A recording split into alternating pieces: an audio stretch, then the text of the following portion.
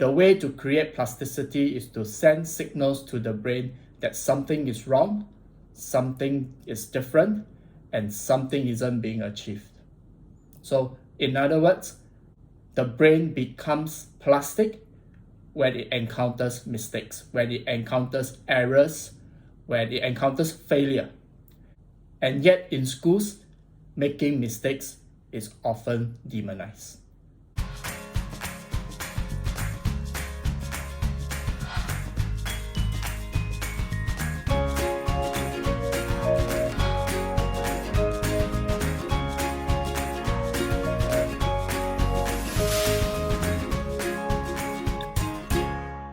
Hi, welcome to another episode of Rusty Frangipanis, The Impossibility of Education.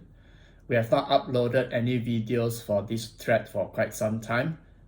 However, the topic remains important, and today we would like to talk about resolving the impossibility of education, making education possible again. Successful learning is often associated with getting the answers correct in a test, in an exam. In other words, we are talking about not making any mistakes. However, true learning, and regardless of how we would like to define academic success or learning success, true learning only takes place when mistakes are made. This might not make sense at all, right? How on earth is making mistake a sign of learning taking place?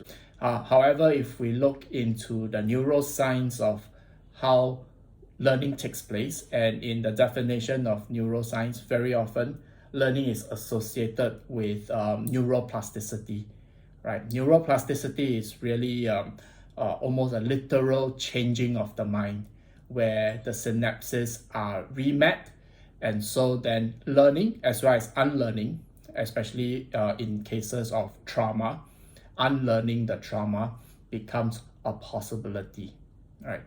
And Dr. Andrew Huberman, professor of neuroscience from Stanford University, again, wonderful work that he's doing, and he's really generous in his podcast, sharing a lot of all this very important information.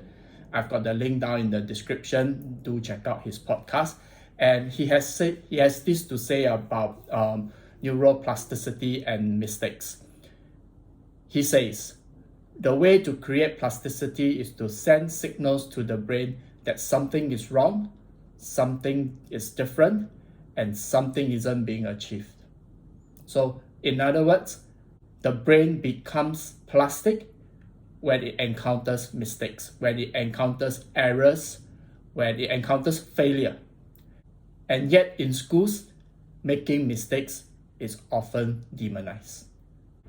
The necessary chemical milieu for plasticity is the presence of epinephrine, acetylcholine, and dopamine. When a mistake is encountered, the brain receives a signal that something is wrong, that alertness and attention are necessary. This then triggers the release of epinephrine and acetylcholine respectively. Epinephrine for the purpose of alertness, it causes agitation, and the agitation is meant to compel us to take actions. Acetylcholine, on the other hand, increases focus and attention, and this is almost like shining a spotlight on the error that has occurred. And therefore, in combination, when agitation and focus are present together, you find that frustration begins to build up. So, as if you start feeling frustration erupting within you, that's actually an indication that epinephrine and acetylcholine has been released. However, very sadly, we are often encultured into treating frustrations as negative and mistakes as evil.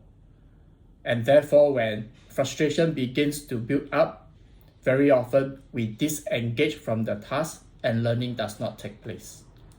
Well, the learning does not take place as intended.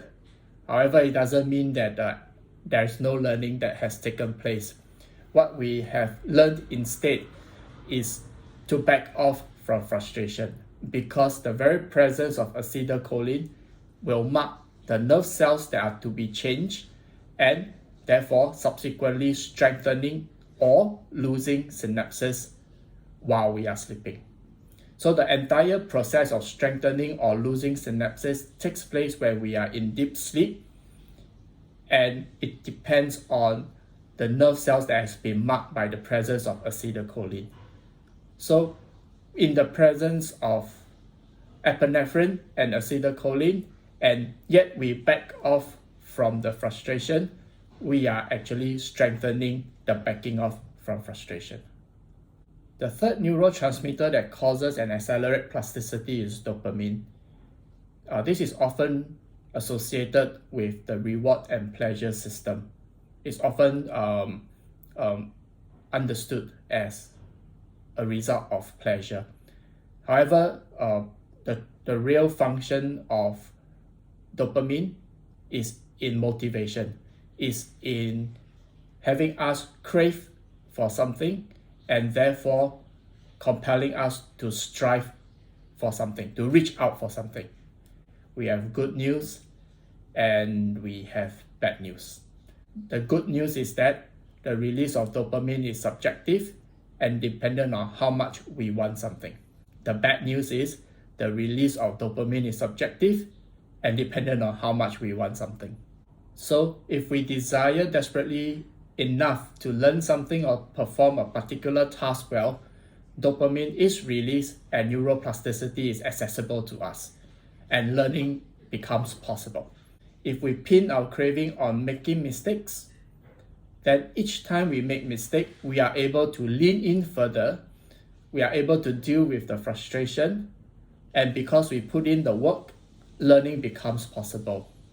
However, if we pin dopamine on not having frustration, then you find that we will continuously quit each time things starts to get difficult.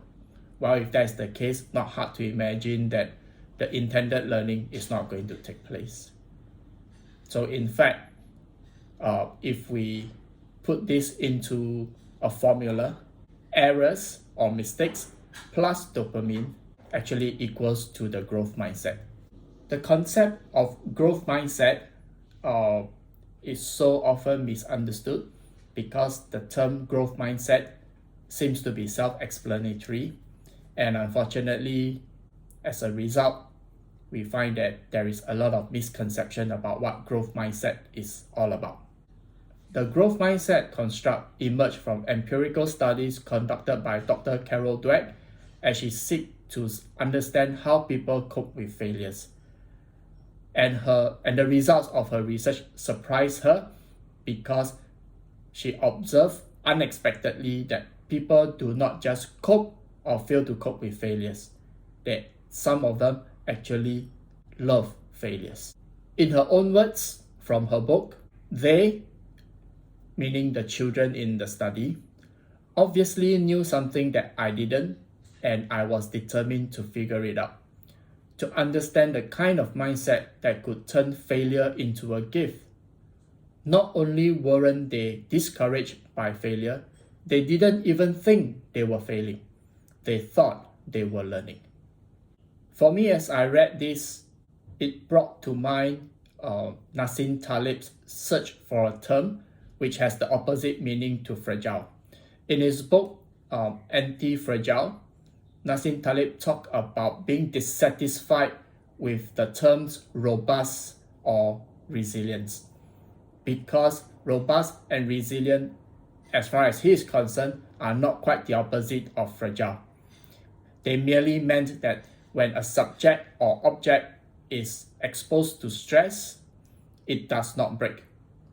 So a fragile object would break when exposed to stress, when put under stress. A robust or resilient object will not. However, what he was really interested in was not about not breaking under stress, but rather thriving and becoming stronger as a result of the stress. He ended up coining the term anti-fragile.